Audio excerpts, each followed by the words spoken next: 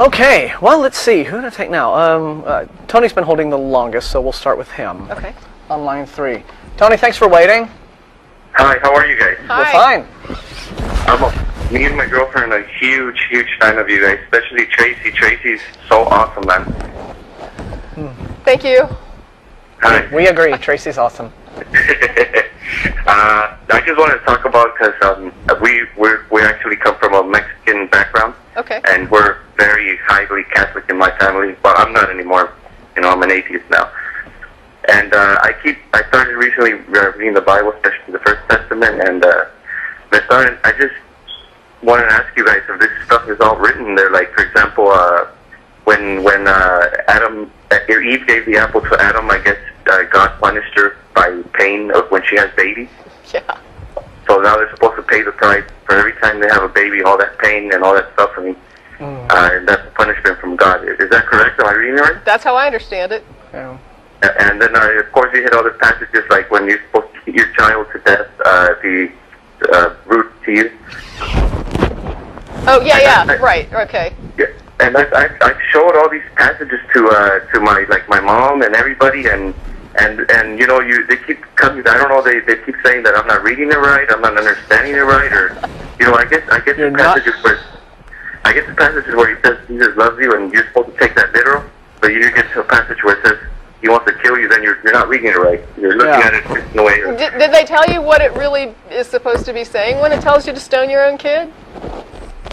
No, they don't. They just say I'm interpreting it wrong, and maybe they said I'm supposed to read the passage before that or after that, and I have done that, but it doesn't seem to contradict that, you know. And have you come back to them and said, here's the passage before and after, and you know, it's still... Yes, I have. I grabbed their own Bible that they have right there, and I opened it and I show it to them, but it's just so amazingly ridiculous how people believe without even reading their own book.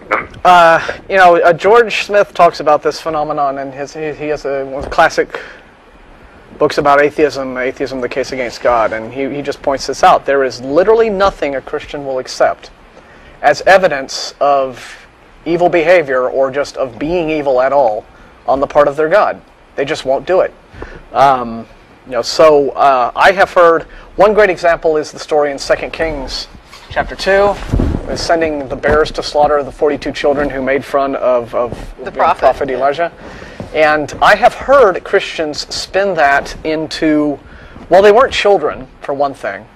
Even though, and I looked up something like, you know, you can go to BibleGateway.com and there are dozens of different translations, and I looked up several at once, and almost all of them use the word children. A couple use the word youths.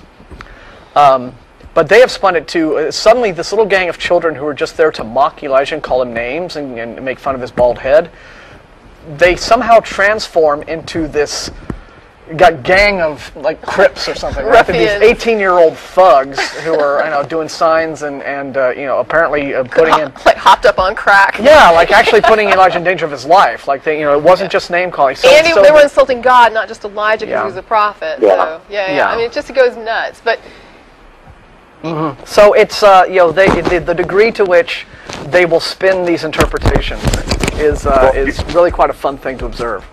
Well, what I tell them is you know, I just flip it on them. I tell them I'm gonna be a true Christian. I'm gonna have 8 wives. I'm gonna have slaves. I'm gonna sell my daughter for 30 pieces of silver, and then I'm just gonna start, you know, massacring people who don't agree with me. Why don't you put her on eBay, start with 30 pieces of silver, and see how high you can go? There you go. Yeah. Oh, and if I see people working on Sunday, I'm going to go slaughter them too. Here we are. Yeah, see, to the woman he said, I will make your pains in childbearing very severe. With painful labor you will give birth to children. Your desire will be for your husband, and he will rule over you. So there you get the whole, you know, women's suck. And what's really funny is that the punishment for Adam was agriculture. I know. Yeah. Agriculture was the curse or whatever. Yeah. Farming. You will be farming. That's a lesson for you. And it's all because God didn't want his creations to know the difference between good and evil. Right. He didn't want them to know the difference. There's also another passage where I guess if the woman is not a virgin when she reaches the altar, and I guess they find out she wasn't a virgin or something, they get to beat her with stones in her face too, I guess. How did they determine if she was a virgin or not? like, I don't know, before she hits the altar, I don't know, how do they do it? Well, probably, Yeah. probably a little That would require less known some about that, research. the better. Yeah. I would think. So, but, yeah, it's a pretty twisted and demented whole set of mythologies from the ground up. Well, I just want to tell you guys that you guys have actually supported my atheism even stronger now, and I have actually cousins and brothers and family members that have turned atheists, even small kids, and we're just rooting for all you guys, and we're going to keep watching your show, okay? Well, Thank thanks very you. much, and we're glad that you're holding out on the Glad you got left behind with us. post-apocalypse day. Yeah. So you just be careful out there, because it's, I as you will, can I see, will. it's totally crazy. Yeah. We're roasting in here.